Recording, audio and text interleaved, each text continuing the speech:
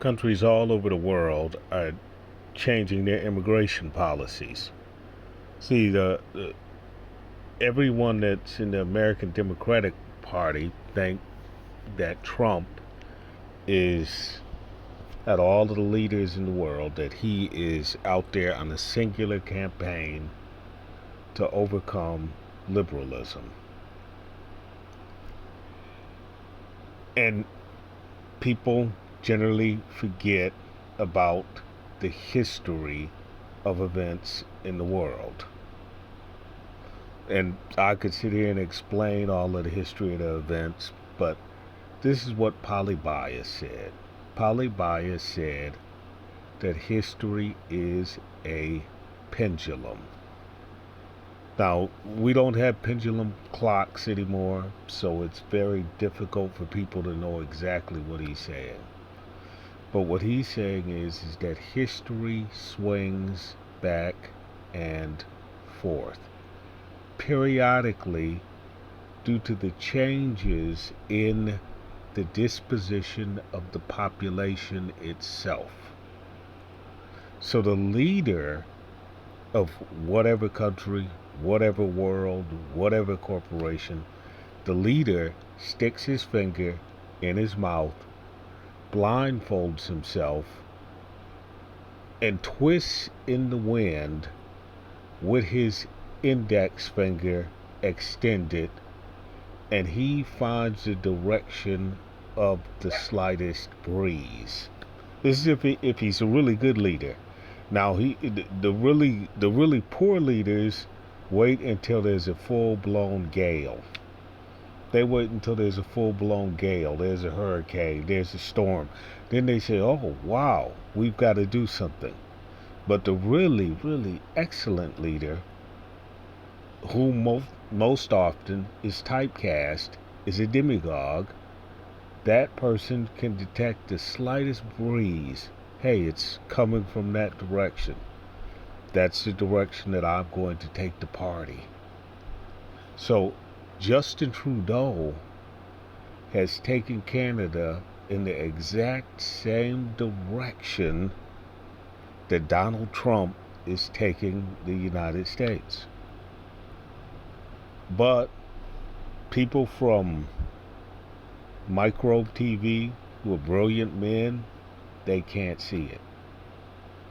People in the current White House who put forth a candidacy of I forgot her name, and I supported her. I'm not saying who I voted for. I'm just saying whom I supported. Voting is a secret act that's done in a sacred space. Massachusetts, I think it was Massachusetts where this was first done.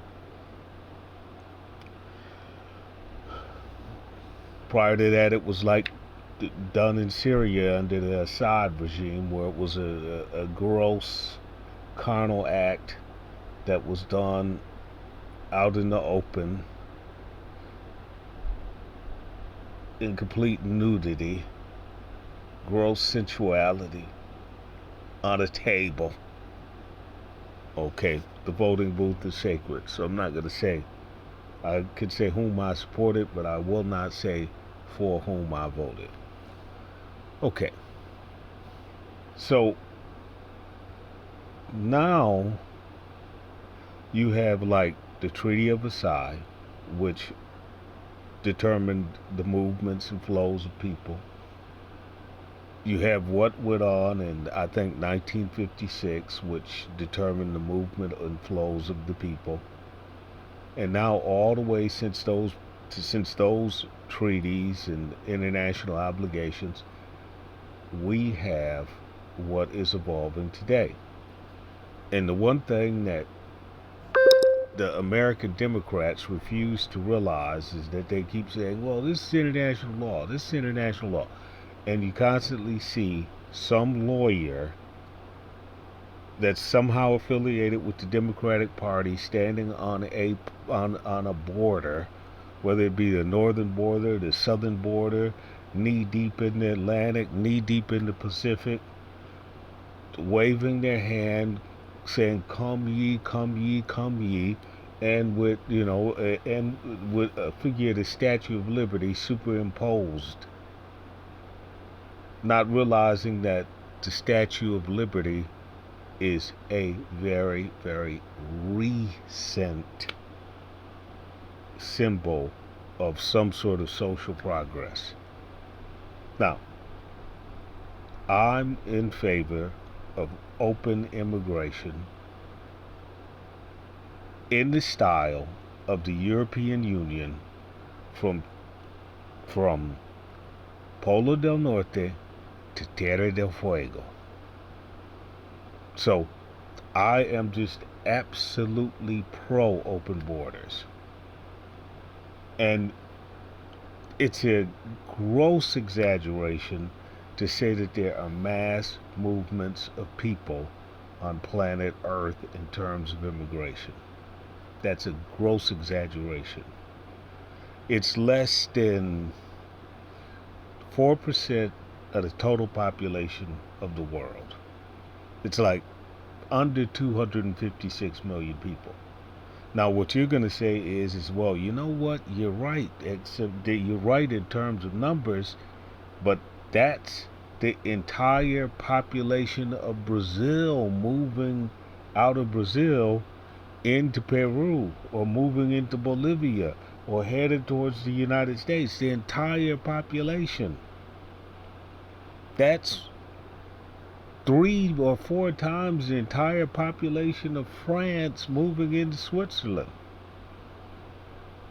That's Nigeria, Congo, and throw in Tanzania, all moving into Egypt. Okay, now, see, now you're hitting on the real point. It is not the vast majority of people on planet Earth throughout the history of the world, even today, with modern transportation, have never been 10 miles further than the point at which they were born. So if they were born in General Hospital on Main Street, in general, over the last 450,000 years, they did not go 10 miles past the point at which they were born. And that's still true today. So when you're in Mexico, you realize that Mexico is not cosmopolitan like you think when you're not in Mexico. Like in Brazil, you don't see a Mexican every 5 minutes. Hey, there's Mexican. In the United States, in Texas, you do see a Mexican every 5 minutes. That's the majority language in Texas. Texas is basically Mexico. The only difference is that Greg Abbott is the governor of Texas and Sheinbaum is the governor of Mexico. But Mexico, to somebody in Texas, Mexico isn't a state. It isn't a country. It's a state. But to somebody in Mexico, Texas and California are not countries. They're just a state. Your relative lives in Dallas. Your relative lives in Austin. Your relative lives in LA.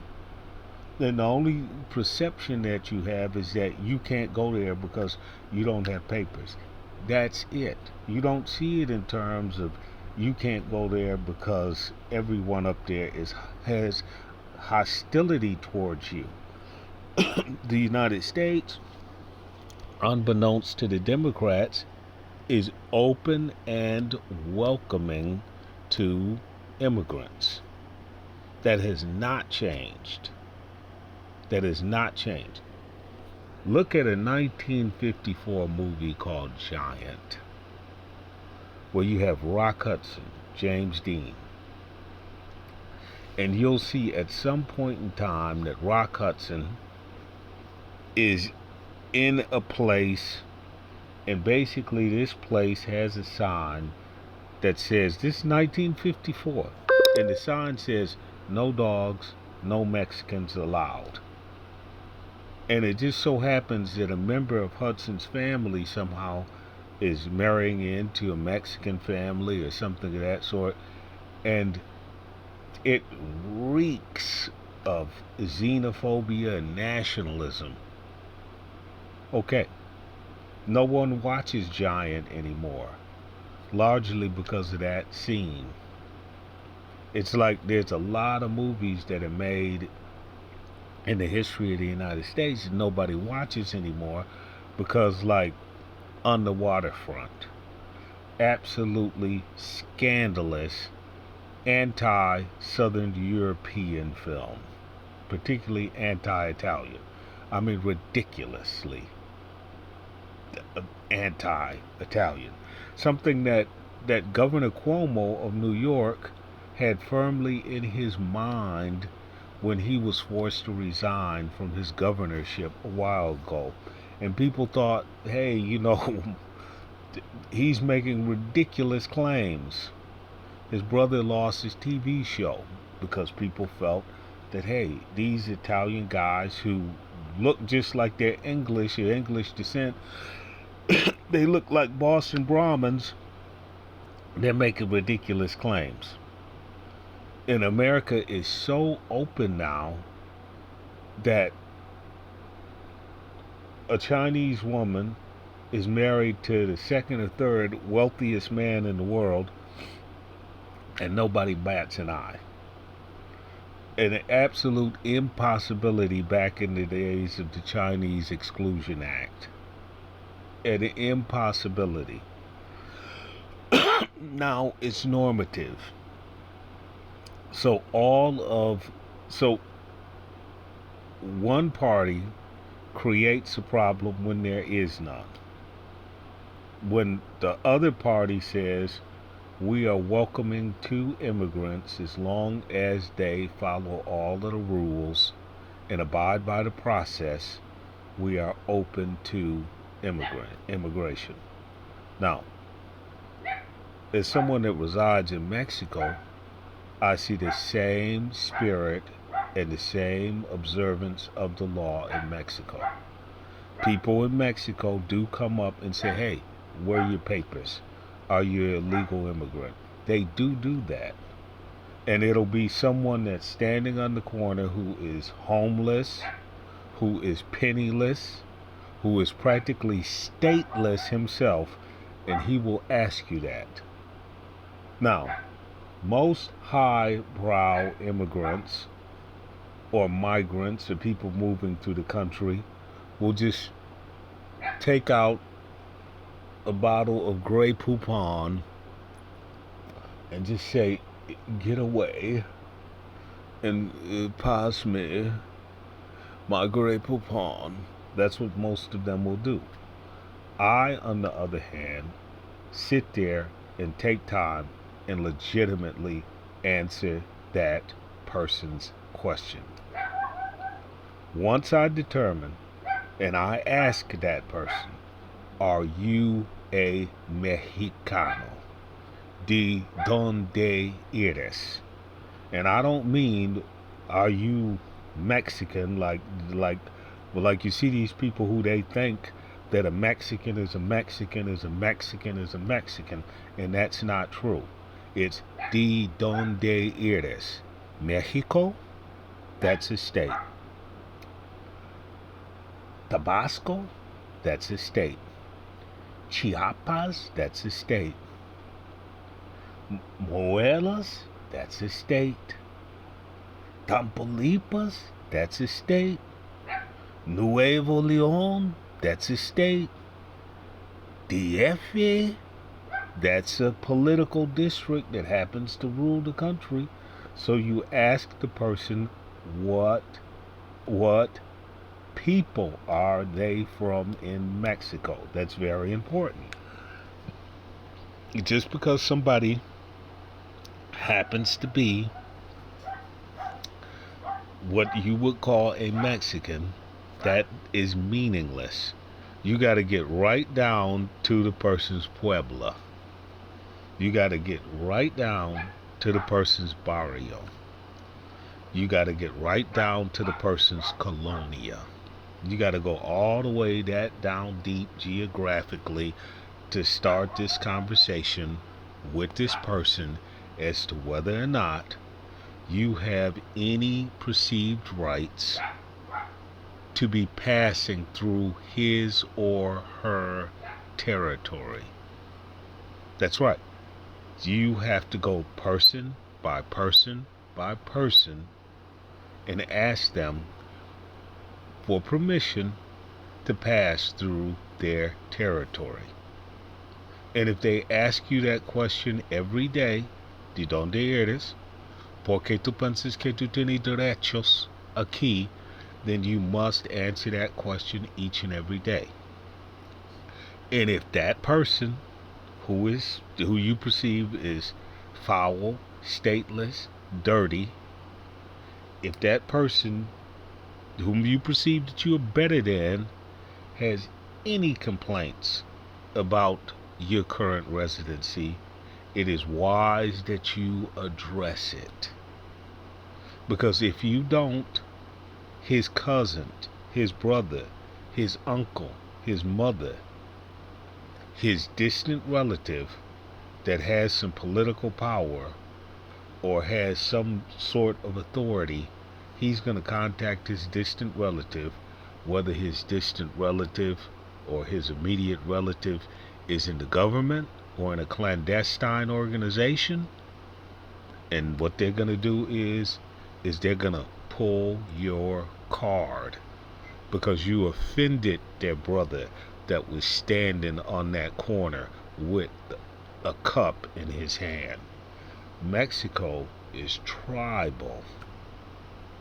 The United States used to be tribal prior to Richard Nixon and revenue sharing. But back before the days of revenue sharing that everyone forgets, while everyone is crying about the federal deficit, which is directly related to revenue sharing. You can get George Wallace in Alabama to integrate the schools and join the rest of the Union if you can sit down with the congressional delegation of Alabama and say, hey, you know what? We're in Vietnam. We're going to build you a brand new bomb factory in Huntsville. And as a matter of fact, every rocket that goes to Cape Canaveral is going to be built and researched in Huntsville, Alabama. Yeah, we're going to do that for you. We're going to leapfrog you guys into the space age. And that's what was done. Huntsville, Alabama is a very beautiful place. But before revenue sharing, Huntsville, Alabama was ran by people who you typically would call hillbillies. And hillbillies are absolute regionalists who guard their turf and their territory inch by inch in a very primitive tribal way. So by putting NASA's rocket assembly in Huntsville, Alabama, that brought Alabama into the Union for the first time, not just since the Civil War, but for the first time since colonization. Okay, so for every argument, there's pros and cons. Certain generation now doesn't like the way the federal government is spending their money. Completely understand that. But do you want things to revert back to regionalism and tribalism? So yeah, you can't own a home because the rent is too high, the mortgage is too high. Yeah, you have to live like you're living in a 1909 tenement building in New York with, a bunch of people. Yeah, you've resorted back to multifamily housing. Yeah, hell of an argument. You're right, but Back in the old days, in 1909, when you had these tenement housings with many nationalities all living in one room, like 50 people all living in one room, like as if they're in modern day Manila, you had people that were in there cutting, nabbing, slashing, raping, pillaging, burning, robbing. I mean, those tenement houses were a social minefield. Today, you're just living with your parents, you and you're panicking. Oh my God, I'm 40 and I'm living with mom and dad, and you're panicking. You're living with mom and dad. You're not living with Giuseppe. You're not living with a Scotsman. You're not living with a Czech. You're not living with a German. You're not living with a Russian. You're not living with an Afghan. You're not living with some guy from Timbuktu. And all of these people, you're all living in one room and you can't even talk to them. And you're sleeping in shifts. That was 1909. That was the way America is. So to say that you are digressing, I feel for you. And I understand your argument. But no one in their right mind is going to reverse revenue sharing and reduce the federal deficit, because Alabama will crawl right back into the hole from which it came back in the days of George Wallace. Okay, so where are we? We're at Justin Trudeau, Canada, and their new immigration policies, and the fact that Trump is only doing what the other 195 nations are doing. Yes, it started in Hungary. And yes, the Hungarian leader is a dictator, and he is a demagogue. Yes, it was part of Erdogan's platform and policy to stem the tide of Syrian immigrants flooding into his country. Yes, it is the battle between Tanzania, what used to be Rhodesia, pardon me, I can never remember the name of that country, but I always listen to their music, and South Africa, and Swaziland, and Namibia, and Angola. Yes, it's part of their policy to exclude people from coming into their countries, and particularly South Africa having a really, really brutal immigration policy. Not so much that the government's policy is brutal, which it is, but the people literally burn people who come into South Africa, burn them, and hang the cinders in effigy. So it's that bad. Now, Bolivia and Argentina now have a similar problem. You look at videos of the Argentinian streets in northern Argentina, and now there's pitch battles between the Peruvians, between the Bolivians, and there's pitch battles between the locals. And the new Argentinian government basically fully supports these pitch battles. Okay, so Canada is moving in the same direction. Okay, here's the clue. Here's what you do. Hannah Arendt said that you've always got to be prepared to move. And I say this every video. That Kurt Goering, he made the wrong move. He thought that he was intellectual enough, and he thought that he was famous enough, that even if he went to the concentration camp, that the National Socialists would not kill him. And I love watching his film with Marina Dietrich, because I can't tell that he is Jewish. He just looks like a guy on film playing an English professor to me. He does not look evil, wicked, or anything of this sort. He doesn't look like he's a money changer. He doesn't look like he's a member of the jury. He doesn't look like he's participating in Henry Ford's Protocols of Zion. He's just one hell of a great actor. So I am making the same assumption that Kurt Goering made, and that is that he is famous enough, he is wealthy enough, and he is cosmopolitan enough to overcome the particular policies of the National Socialists. Well, Goering was wrong. Hannah Arendt got the hell out of there. So she had to go to France and learn French. And then as soon as she had a grasp of French, to her dismay, she had to head towards Spain. She had to get the hell out of there, out of France. And then as soon as she got a grasp of Spanish, she found out that the Civil War in Spain was a shaky situation, that Tito and his regime, hey, this is shaky. The Nazis might soon be here. Then she had to get out of there and she had to go to New York, which terrified her because she didn't have any English. And she knew full well that even though she was Jewish, that she was a German Jew.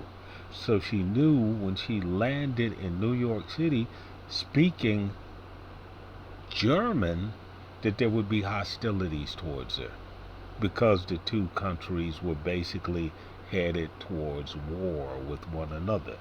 And she was right.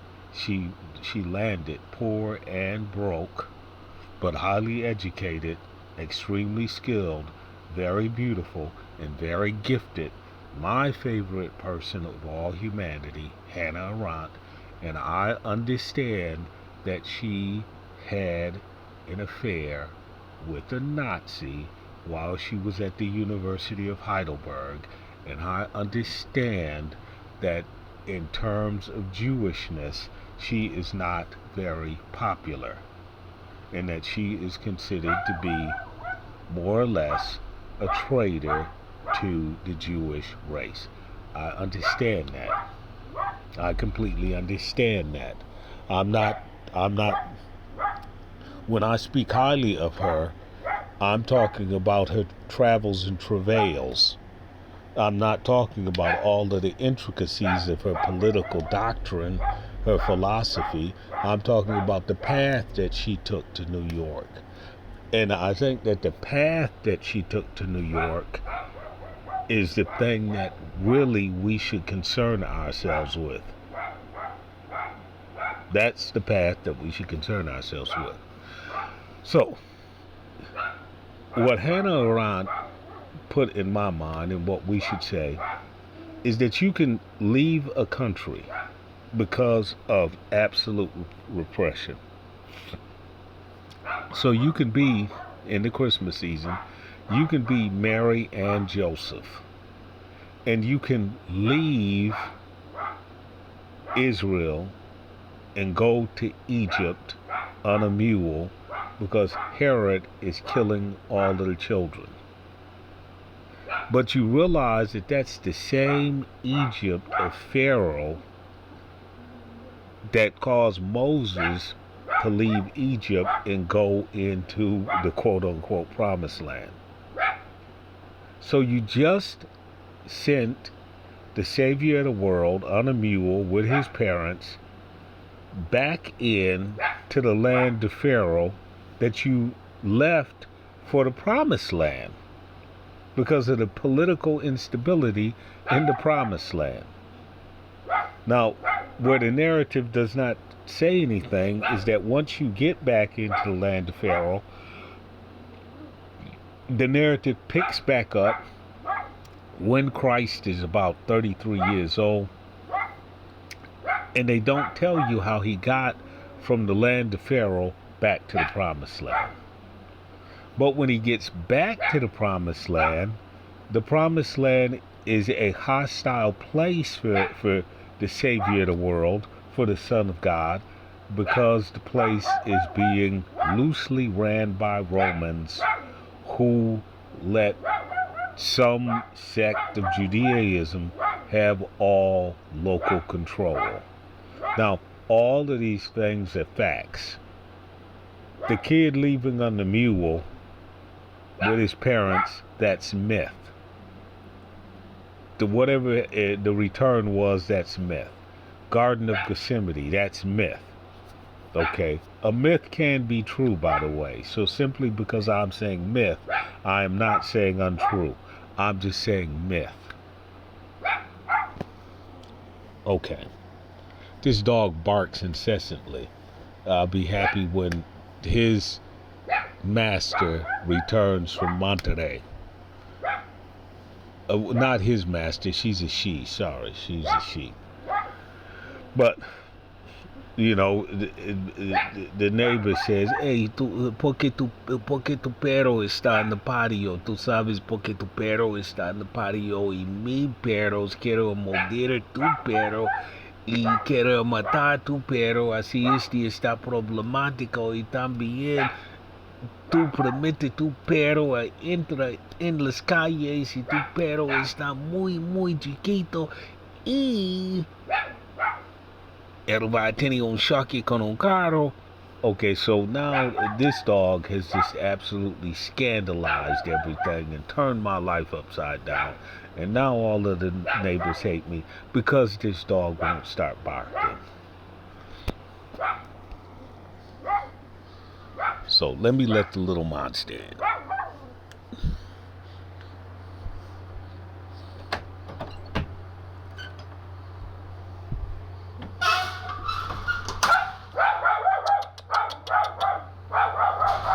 See, now it is running off and chasing nothing. But the implication of this dog is that somehow I am mistreating it. So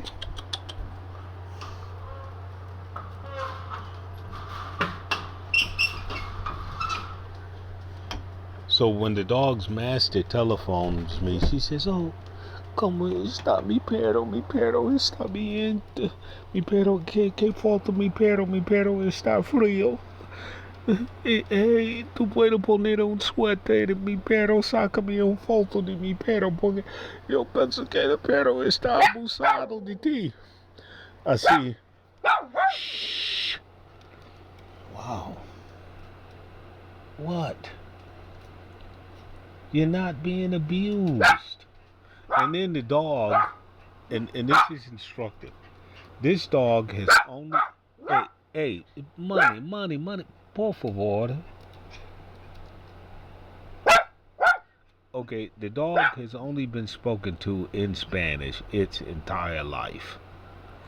So when this dog hears English, the dog gets upset.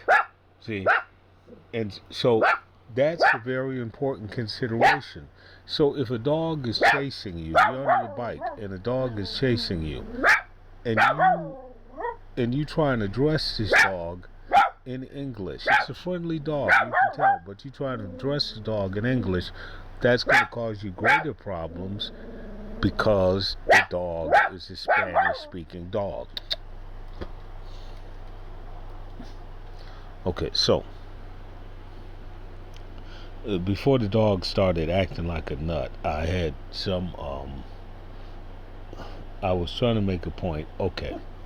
And so Hannah Arendt and Goering, they are emblematic of this, and Jesus, they're emblematic of this point, is that you can go to the bridge if you are a Guatemalan woman divorcee. You can go to the bridge, and you can say, oh, my husband beat me, and I'm in fear for my life, and blah, blah, blah, and all of that. And they can give you preferential immigration status, and you know, and a liberal lawyer that is there takes your case and explains how, you know, you are a battered woman, and so you know, Greg Abbott puts you on a bus, and you know, and the church helps you, all which happens, and then you're on your way to New York.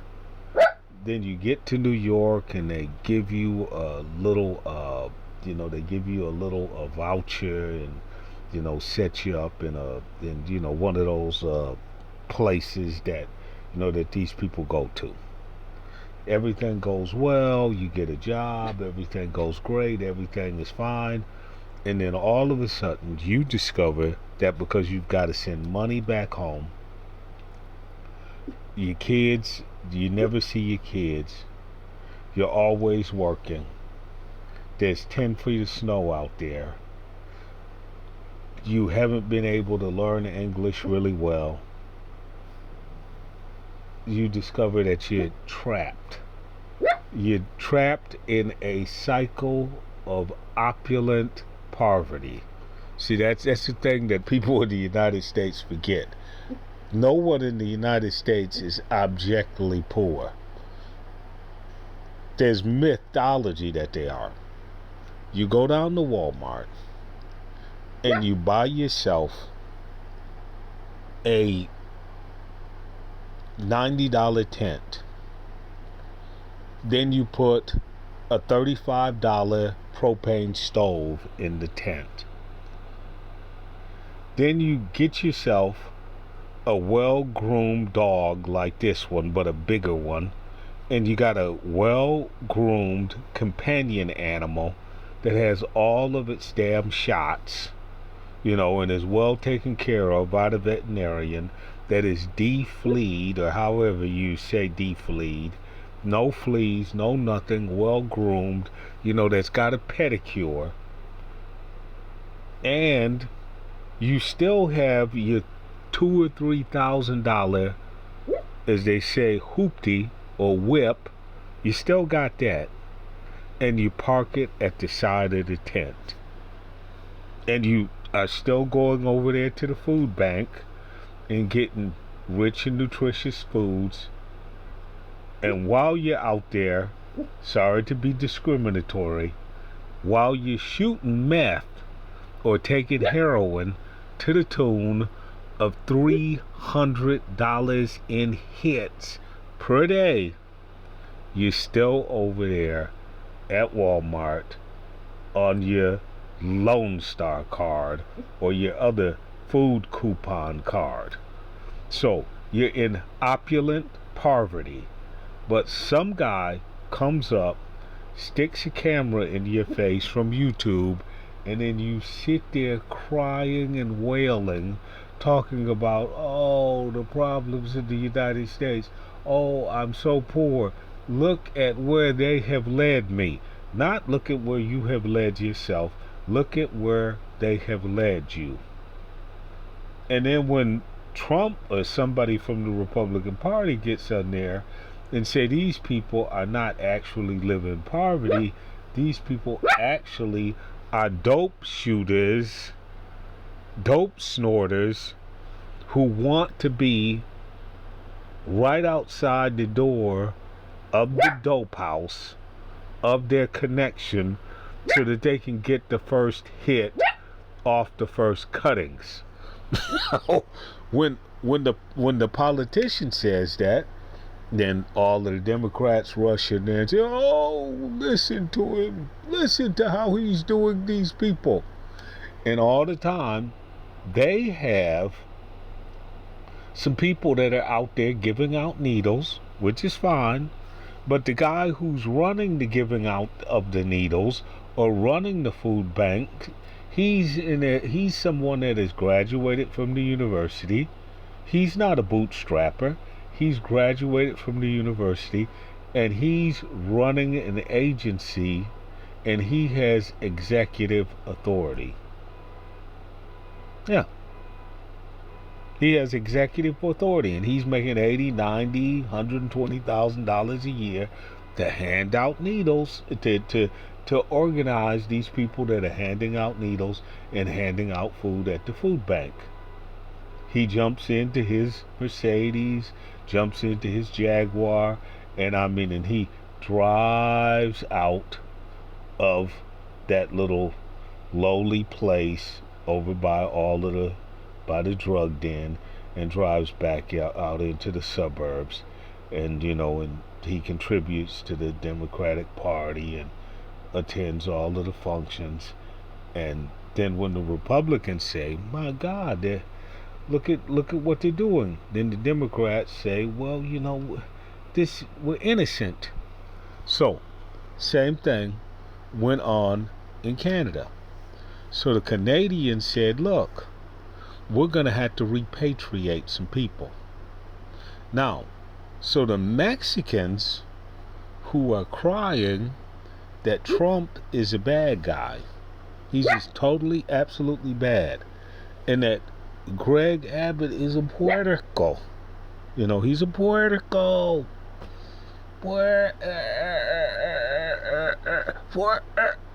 You know, they can't even get the co out of their mouth because they're so busy saying the Puerto. The Puerto.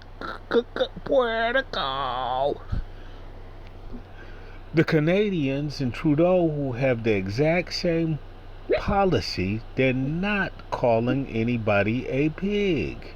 And they're not trying to fill the airways talking about, oh, we got to sue the Canadians because they're sending guns into Mexico. Gun manufacturers like Browning, they are in the northern tier. When guns are moved clandestinely, they're not moved south. They're moved north into Canada. And then Canadian Mexicans fly those guns back in to Mexico. It's not people that are bringing the guns in from Texas, California, Arizona. That infrequently happens because you got too many guns to simply carry on a semi-truck, which are easy to detect, or carry across one of the international bridges by foot, which is too easy to detect, which is going to require a lot of payola. But if you take it on an international flight from Canada, where there's a lot of traffic between Mexico and Canada, you're not going to have a problem. But nobody's suing Canada. Okay, so, you know, I've been at this rant for a while, but I want people to understand what's going on here, because nobody's going to tell you. You know, nobody's going to tell you. Idiots figure out what the policy has to be. Like, go back to Huntsville, Alabama. Some idiot that was in the backwaters of Alabama back in the day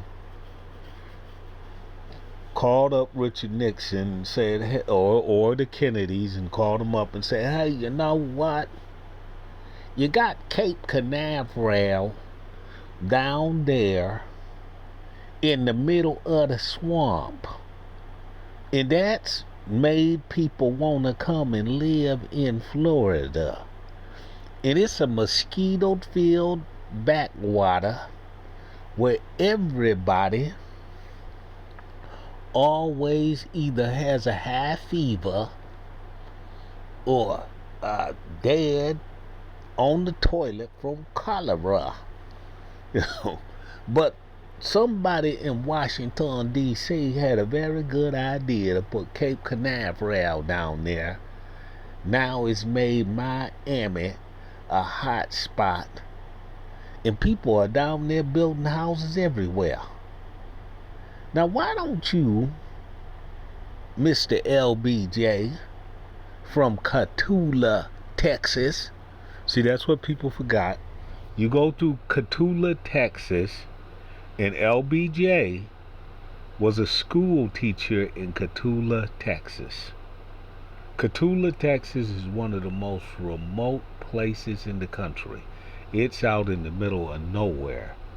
And LBJ was teaching Latinos in school in Cotulla, Texas. That's how he became a great liberal, because he actually was on the trenches with the people who were extremely discriminated against.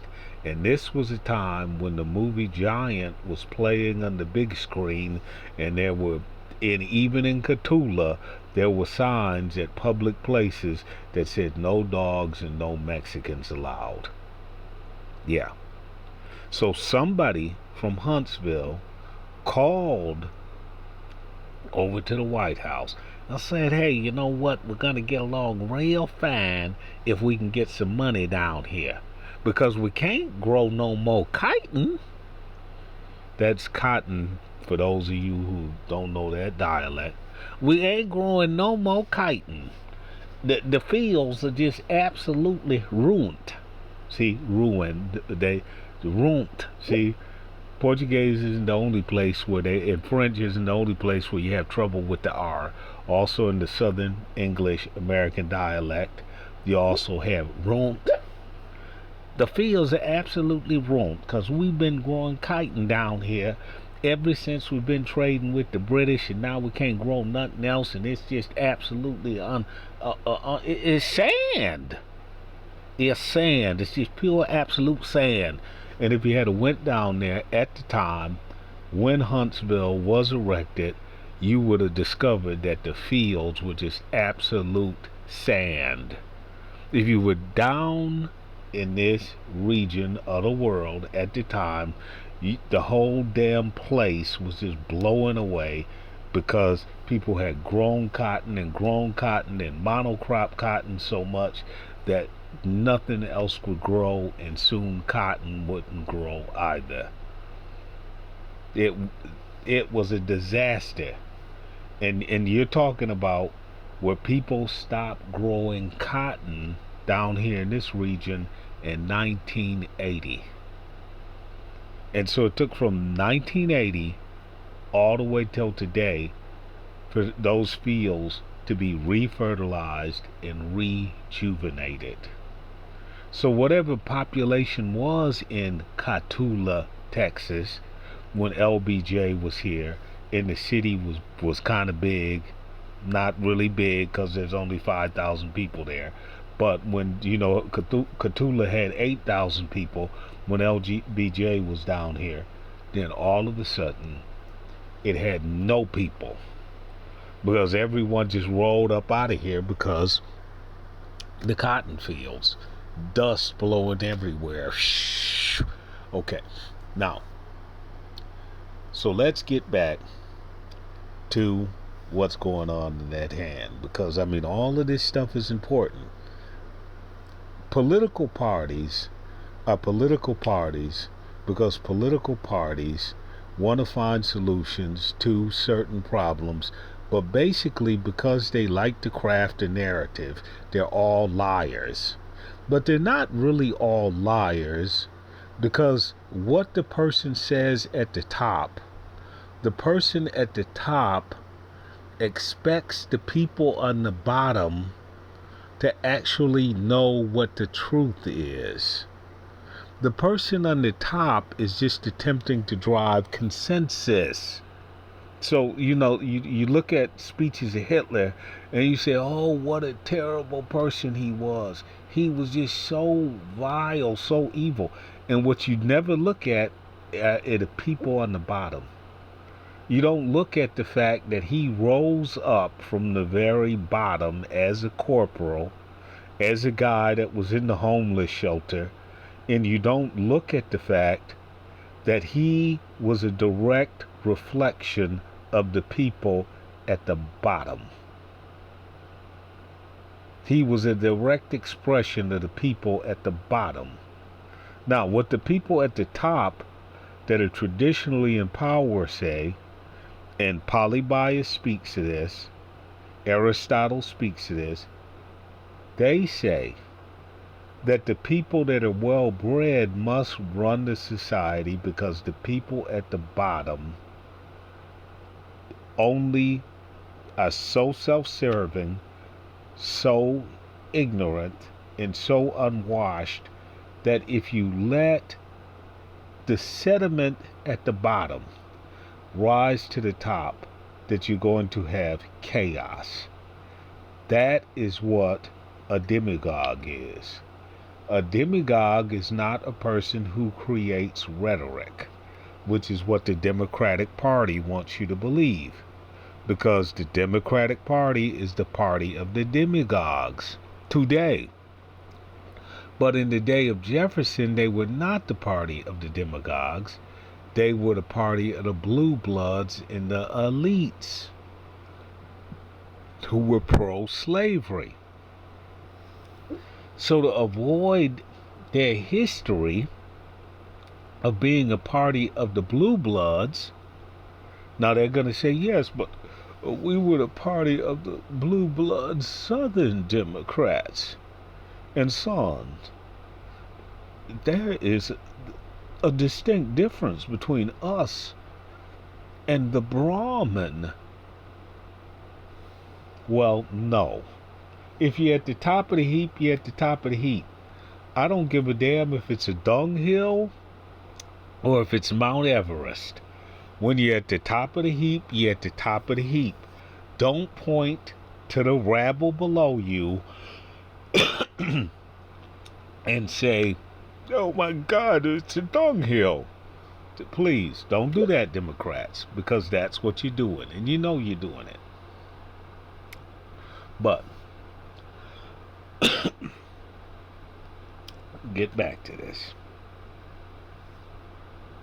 Jesus and his family, 33 years old, they left the land of Pharaoh and returned. Okay. Syrian immigrants, now that Assad is in Russia, they're going to have to leave Turkey. Some of them are going to have to leave Germany, and they're going to have to go back and rebuild their society. Just like the people who left Libya a while ago are going to have to return back and rebuild a society. Just like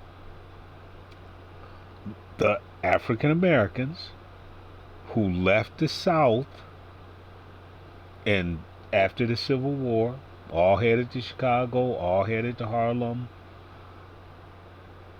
and left their relatives that were in the Southern Tier, at some point returned to Atlanta, rebuilt Atlanta. Yeah, and Atlanta was in shambles like 110 years ago due to Sherman's march. But they returned and helped build a beautiful city. They returned to the Southern Tier and have rebuilt. Now, you see all the time Latinos down here that live in Detroit, live in Milwaukee, live in Minneapolis, live in New York, live in northern cold cities, and return down here to this part of Mexico, bring money, bring wealth, transport cars, and enrich the place from which they've come. So that's the key thing, is everyone wants to talk about the people who have left, but nobody wants to talk about the people who come back. And what the Canadians are doing is that they're sending people back. So the Mexican government is saying, good, send the people back. But the people's responsibility when they left, and this is once again why the Philippines is my favorite place, the most foreign dollars that come into the Philippines is from overseas workers. So an overseas worker understands that it has two responsibilities. Support the people that allowed them to go and work overseas, which is an expensive process.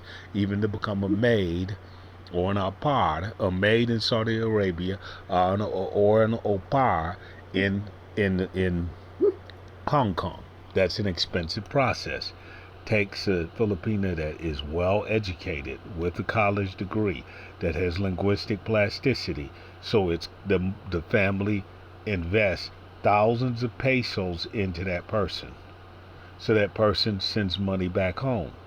But when the person is done with their duty assignment, maybe 4 years, 5 years, 6 years, the person has to return home to Manila, to Cebu, to Davao City with money. They can't return home impoverished. So what the Mexican administration expects from Canada, and this is what Canada promises, if we send any of your people back for whatever reason, and all Mexicans are contract workers in Canada that usually are there for like 8 months, 9 months, 6 months during the harvest season. Then they go back to Mexico. So Canada has a program where the person understands that maybe they have a 20%, 30%, 40% set aside, where their wages are set aside for the return. See? So the reason the American immigration policy doesn't work is because as soon as you get to the United States, you say, man, that American guy has a new car. I gotta get me one. That American guy has a new house. I gotta get me one. That American guy, he speaks English like this. I gotta speak English like that. And what you never do is, and I got many friends that are Mexicans, and what they don't do is they don't prepare for the return. They don't prepare to go back. Now, one of the reasons that they do this is because they can't go back. Because you go back, you see your relative, how are you going to get back across the border? Now, a Brasileiro has an entirely different point of view. Every Brasileiro, we all know, look, we come, we save our money, and we prepare to go back to Brazil. Because you can always come back to the United States if you're Brasileiro. Because you're either going to look very African and African American, or you're going to look very Northern or Southern European. You're going to look very German, or you're going to look very Italian, and you're not. And by this time, you speak English, and you go to the consulate. You go to Rio de Janeiro, and you deposit $25,000, and then you get a tourist visa. So you can always go back. You can go back and forth.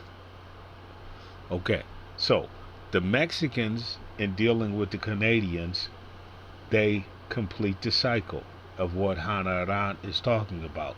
She's saying, yes, you've always got to be able to do like Jesus and Mary and Joseph and leave the promised land and go to Egypt. But you've got to be like Christ at 33 years old and come back and open the carpentry shop. So that's what we're talking about. America won't have a broken immigration system if they have a fair and just policy of repatriation and return, where people can go back and put the money that they were going to take. I mean, like, the stories are horrific. And let me tell this story before I get to this. I got a friend, good guy, excellent English, sharp guy, smart, is a citizen of Mexico and of the United States. Great guy. So at some point in time, he doesn't have citizenship in the United States, and he's illegal, and he understands this. So he makes his mother a promise, because he started out at 12 or 13 years old, and he was working at a tire shop. The guy at the tire shop wouldn't pay him properly, and he said, you know what, I got to get out of here. I've got to get more pay. So he went from his small town in western Mexico, and he went to a big city like maybe DF or Torreon or Moncovia. It was one of the biggest cities, and he went and finally started opening himself up a tire shop and started getting paid properly and this, that, and other. So he took the money from him working at his tire shop, and he said, hey, I want even more money. So he went north. So he went north. He did extremely well, became, a high-paid tradesman, eventually married somebody or whatever, somehow, or or maybe he took part of the Reagan amnesty. That's what he did. He was in the Reagan amnesty. I think he was in the Reagan amnesty. So he's in the Reagan amnesty. He gets amnesty. He gets his citizenship. He does fine. He does fine. Big house, big truck, big this, everything. Just doing great. But when he didn't have his papers, he takes his money and he sends it back to his family to complete his promise to his mother that he's going to build her a house and take care of her. Builds a beautiful house in Mexico, taking care of his mother. Everything is great. When he gets his papers, this is about 20 years ago, 30 years ago, I don't know. When he gets his papers, he goes back to Mexico to visit his mother, to visit his family, to see, what's going on down there, and to stay in his home that he's built for his mother. He gets down there and he finds out that his brother got a fairly new pickup truck. One of them big Mexican cowboy hats on his head. Smoking cigars, Not there's a little cheap cigarette that people smoke in Mexico, and when I see people smoking them things, I always compliment them on their taste.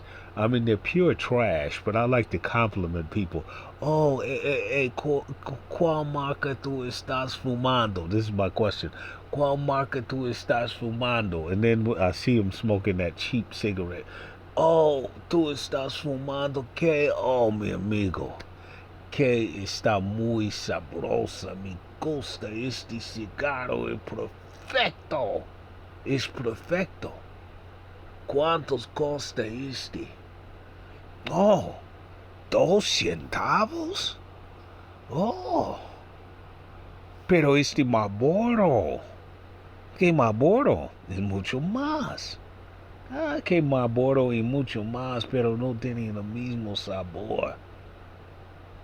Mi preferencia, me gusta. Yo solamente voy a dar a este hombre 2 pesitos y fuma libremente todo día. Yo voy a fumar libremente todo día. Okay, see? So that's what I say. I mean, they're smoking something that's so cheap that it's been scraped off of the cutting floor. Not in the cutting floor itself, but it's been scraped out of the bathroom of the cutting floor. Or it's been scraped off of the spot that has the most acid and acetone in it. I mean, this stuff is just pure poison. It's been inspected by no one, but rolled up and placed in there by everyone. So he finds his brother smoking a cigar. He's no longer smoking this. He's no longer smoking trash. He's smoking, as you would say, the good shit. And so he's looking at his brother, and he finds out that the $30,000, $40,000, $50,000 that he sent down there for that house, that the house doesn't belong to him. It's not titled in his name. And it's not titled in the name of his mother. And he finds out that his mother basically refuses to go inside the house, and she's living in the back of the house in an attached chicken coop. He's like, what the hell is going on here? Brother, I sent you all of this money, and look at what you've done. So this happened time and time and time again to people that are quote unquote illegal aliens. And every time they come to me and tell me about this is what I tell them. I say, you know what? I sent my brother money. I'm out of the country. I send my brother money. He's supposed to send me money so that in case I got to get out of the country that I'm in, he's going to send me money, my money, not his money. He's going to send me my money so that, you know, I can make my way out if I run out of money. So I called my brother. I said, hey, man, look, send me my money so that I can get the hell out of here. No, my brother left me for dead. And so I tell them this, and they're like shocked. They're like, what? I said, yeah, he left me for dead. And they're like, well, what'd you do when you saw your brother and you somehow made it back? Weren't you mad? I said, yeah, I was mad, but I talked to my mother, and this is what my mother told me. She said this. She said, você está mi filho, e ele está mi filho também. E você sabe que seu irmão é mau. Você sabe que ele não é bom. Você sabe tudo isso. E você tem negócios com tua irmão. Que estava tuas expectations? And I thought about it. I said, damn, you know what? She's always spoken highly of him. But now when it comes time for me to want to kill him, now she's like, no, don't be mad because you knew what type of person he was. I'm like, damn, what are you talking about? You said he was your angel. And now all of a sudden you're admitting that this idiot is defective? You are here admitting it for the first time in like damn near 30 years? Well, of course, she just laughed. She just laughed because she knew that she was my mother, but that didn't mean that she wasn't gonna sit up there and before.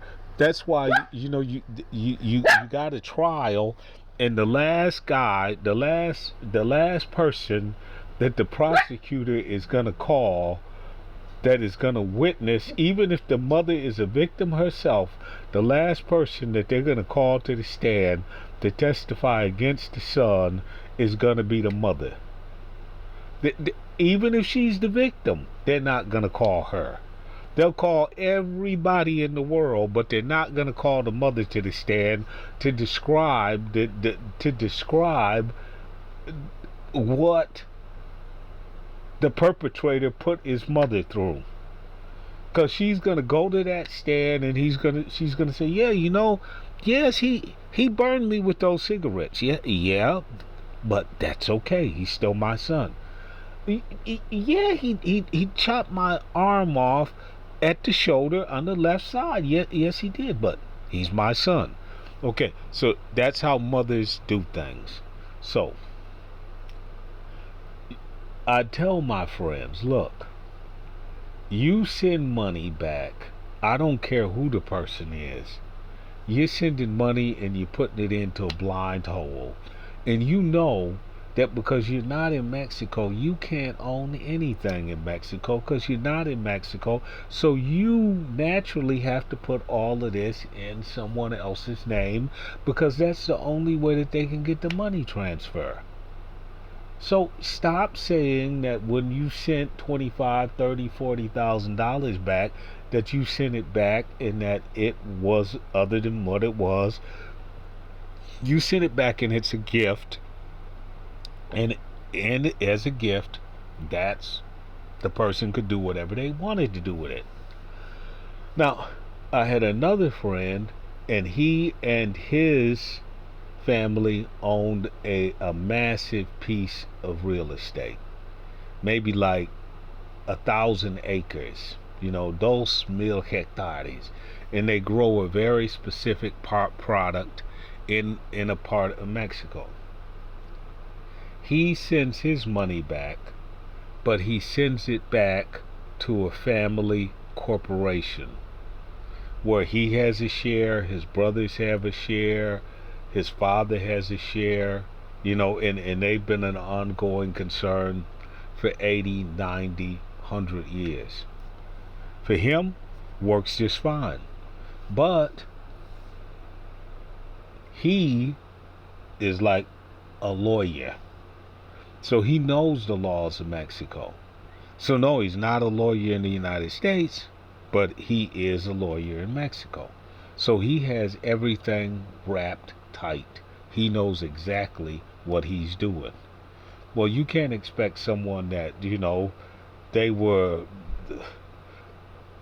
they were working at the tire shop in Mexico and then they rose to be a plumber or whatever in the United States. You can't expect them to have the same degree of sophistication as the guy that's a lawyer in Mexico, and his family has set this up where no one can defraud each other. Before he's left, he didn't get over there and start making money and then all of a sudden figure out, man, I want to build a home for my mother because I promised her when I was 5 years old that if I ever got to the promised land, I was going to get her a Cadillac so that she didn't have to ride around on a mule. you know? Okay, now I'm going to play this and watch. Se disparó la repatriación de mexicanos desde Canadá. El fenómeno empezó a crecer de manera paulatina a partir del segundo semestre del 2019 y alcanzó niveles históricos en los primeros 7 meses del 2024. En 2019, en todo el año, fueron regresados a México solo 12 connacionales. Para 2020, en los primeros 7 meses, esa cifra pasó a 155. En el 21 fueron 161. Para el 2022 sumaron 229 y en 2023 y 2024 se dispararon los casos al registrar 1,020 y 1,244 expulsiones en los primeros 7 meses de cada año. Esto es un incremento de más de 700%. Y en otras palabras, en este año fiscal 2024, se expulsaron a 3.4 mexicanos por cada día de Canadá. Para los expertos en la materia, el repunte en las repatriaciones se debe a que a algunos mexicanos les son negadas las solicitudes de refugio a ese país, principalmente a los que huyen de la violencia que hay aquí en México. Now I want you to look at that footage. Doesn't that just pull on your heartstrings? They're saying that all of these poor people are sent back. They got sent back. And the Canadians are sending back this many and that many per day, and this year, that year. What they're not telling you is that those were contract workers. And their contracts were not renewed. That's what they're not telling you. And they're not telling you that in spite of their footage where they have these people walking, nobody got sent back all the way across 3,000 miles of foreign territory, which you would call the United States. Nobody got sent back, and the Canadians didn't go to the northern border, which was their southern border. They didn't go to the southern border and take but the police batons, pistols, rifles, and Nazi dogs, and shoved those people into the United States, and then they started walking at the boundary waters 3,000 miles into Mexico, across the Iron Range, across the wilds of across the wilds of Wyoming, through the badlands of Oregon and Washington. They didn't start walking their way back to Mexico. But in this footage, it seems like they're walking their way back to Mexico. And so what they do is that they finally get to some truth, and they go over there to Air Canada, and they show where the people are flown back to Mexico per agreement. Their contract just ran out, and their contract wasn't renewed. See, that's why when you can speak French, which is basically the language of Canada, because that's the largest state, and in essence the most powerful state in Canada, because it's the oldest state in Canada, Quebec. You go and read the same thing or look at the same thing in Quebecois, and they're going to tell an entirely different truth than what's told in English and Spanish. The Mexicans that got a little axe to grind, the English-speaking folks got a little axe to grind, and probably the French-speaking people who don't have the same axe to grind is going to pretty much tell the truth. Okay. Hannah Rant. Jesus Christ. You leave your country. Every Brasileiro knows this. Every Brasileiro knows this. And you say this. Amigo, se você não economizar os dinheiros, você não vai voltar ao Brasil. E você, espírito, não voltar aos terras de os pais. See, you say that, and every Brasileiro understand that. If you don't save your money, and you try and buy everything that these Americans buy, you will never ever, you will die here, and your spirit will not rest in the land of your ancestors. See, that statement is very important to people in Brazil. Mexicans try to say a similar thing, but the problem of it is that when your cousin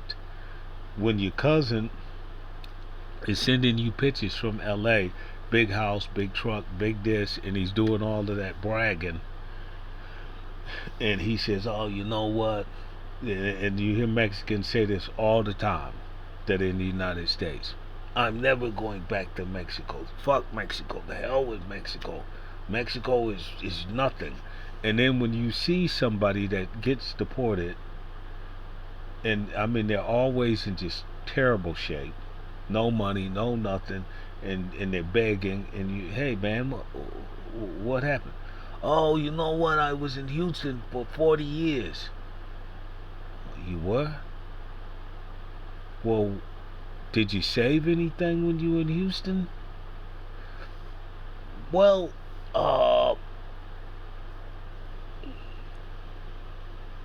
they deported me out of TDC because, hold on, what do you mean they deported you out of TDC? Well, yeah, they deported me out of TDC, you're like, hold on, wait, man, what are you talking about? So the dude got deported because he was drinking and driving, and he was on his 5th or 6th DWI. They had to incarcerate his ass, and then they shipped it back. He molested somebody's kid. They gave him an option. Hey, do you want to get sent back? And he got sent back. And then what they do when you explain this to people and they don't want to understand this, let's say that you're from Chiapas. The United States government is going to send you back and push you out of the thing at Yuma. Let's say that you're from Juarez. They're going to put you on a jet and send you to Chiapas. They always deport you and send you to the furthest place away from where you actually reside. And give you about $10 or 200 pesos and say adios. And the thing of it is that Mexicans don't know that. They don't know that. They don't know that's why their brother, who worked in the United States for 40 years, came back to Mexico, and if he made it back home, he was half dead when he reached the doorstep. Okay, the world is a cruel place. Now, everybody is spinning their narrative.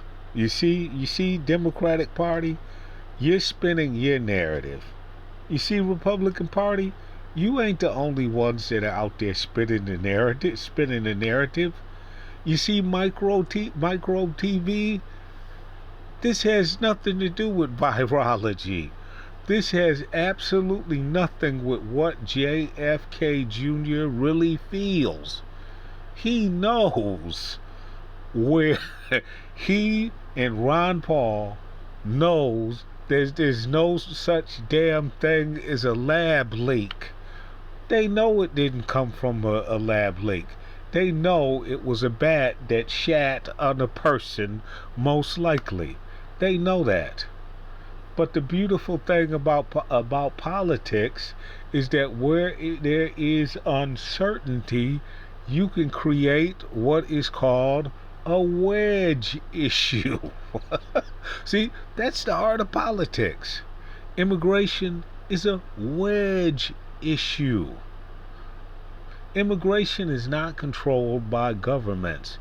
Immigration is controlled by people on the ground.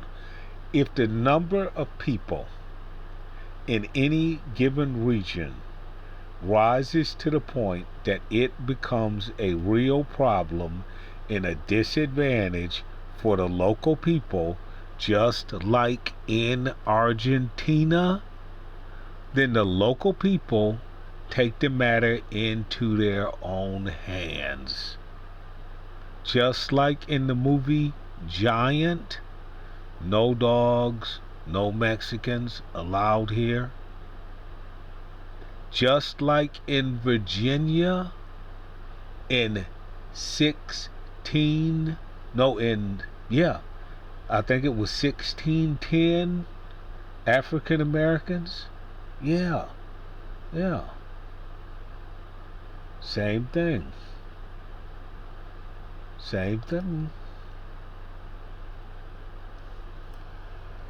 Yeah, Alexander Hamilton made that perfectly clear.